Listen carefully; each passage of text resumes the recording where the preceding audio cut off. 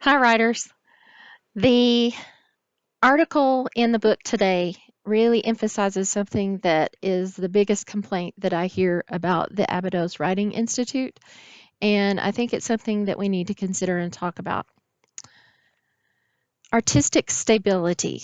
I have a pile of spiral notebooks about 5 feet high that began around 1977, my early years of writing in Taos, New Mexico. I want to throw them out. Who can bear to look at that junk of our own minds that comes out in writing practice? I have a friend in New Mexico who makes solar houses out of his beer cans and old tires. I think I will try to build one out of discarded spiral notebooks. A friend who lives upstairs said, "Don't get rid of them." I tell her she can have them if she wants. I pile them on her stairs leading up to her apartment and leave for Norfolk, Nebraska 4 days for 4 days to do a writing workshop. When I return, she looks at me oddly, plunks herself down in the old pink chair in my bedroom. I've been reading your notebooks all weekend. They are so intimate, so sacred, scared, insecure for pages. Then suddenly they are not you, just raw energy and wild mind. And now here you are, Natalie, in the flesh, just a person. It feels so funny. I feel good because I don't care that she sees how I really am. I'm glad. I want someone to know me. We walk through so many myths of each other and ourselves.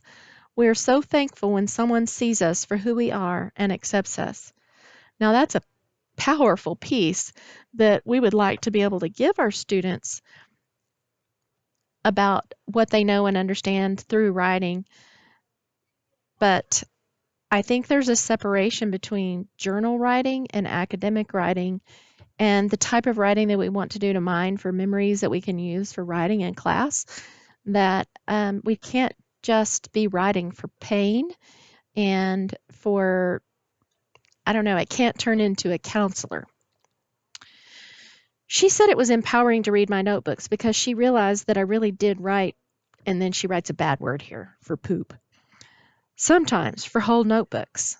Often I tell my students, listen, I write and I still write terrible, self pitying stuff for page after page, which I think is powerful. As practicing writers, we can show them that not everything comes out of our pens is perfect or is something that really is anything we can use. We're writing to practice in the same way that we write exercise or that we practice an instrument. We are growing those writing muscles. It doesn't mean that the product you're working on is going to necessarily be worth anything any more than a weightlifting um, practice is going to be something that is the end all be all of a performance. Your weightlifting is so that you can manage your life and your posture better, or that you can be a better athlete, or that you can have a better backhand. It's about what you're able to do because you have been writing. Uh, they don't believe me when I tell them that I write bad things. Reading my notebooks is living proof of that. My upstairs neighbor said, "If you could write junk you did then and write the stuff you do now, I realize I can do anything. There's so much power in the mind. I feel like who knows what I can do." She said the main thing she saw in my notebooks, whole notebooks of complaints, boring description, and flagrant anger, was an absolute trust in the process. "I saw that you kept on writing even when you wrote, 'I must be nuts to do this.'" It is true that I believed in the process. I was living in the bedroom, in the boardroom. I was living in the boredom of long, dry days in the hills of New Mexico, where I just realized why I can't read. I can't see. I was living in the boredom of long, dry days in the hills of New Mexico, where Jaws played for 6 consecutive months in the only movie theater in Taos. I had a belief in something real, below the surface of light or right in the middle of life, but often my own mind kept me asleep or diverted. Yet my own mind and life were also all I had, as it is with our students. So I began writing out of them. And that's what we're talking about with the reflexive nature of our work. I see as progress through the notebooks of that this kind of writing gave you who you are, said my friend. It's a verification of being human. When you begin to write in this way, write out of your own mind, you might have to be willing to write junk for 5 years because we have accumulated it over more than that and have been gladly avoiding it in ourselves. We have to look at our own inertia, insecurity, self hate, fear that in truth we have nothing valuable to say. And a lot of our kids think they don't, just like the poem that we read about the boy who was told to write a poem and didn't feel like he had anything to say. I think that's why it's so powerful to write from these little micro events and these personal experiences because it helps them realize that even though it is small, it is something important. It does matter. It is true when we begin anything new, resistances fly in our face.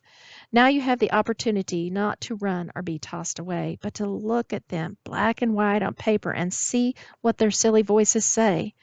When your writing blooms out of the back of this garbage and compost, it is very stable.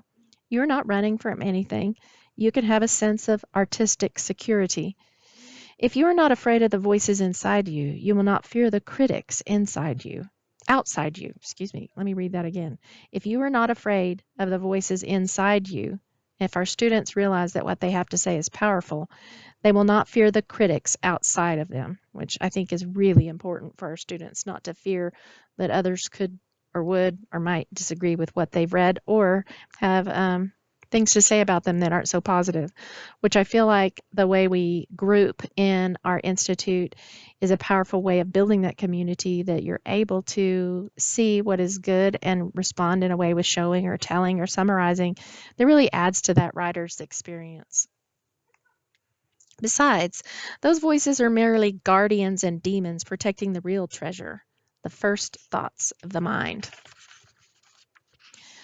Actually, when I look at my old notebooks, I think I have been a bit self indulgent and have given myself too much time to meander in my discursive thoughts. I could have cut through sooner. Yet it is good to know about our terrible selves, not laud or criticize them, just acknowledge them. Then, out of this knowledge, we are better equipped to make a choice for beauty, kind consideration, and clear truth. We make this choice with our feet firmly on the ground. We are not running wildly after beauty with fear at our backs. And I think I love this line right here where she says, I could have cut through sooner. And part of that is what we do as teachers, is that we guide that cutting through, that move to extensive, that move to a particular kind of genre that matches our standards. But it's only by beginning with that reflexive nature that we are able to build the kind of quality in the writer's thinking that enables them to say, we are not running wildly after beauty with fear at our backs.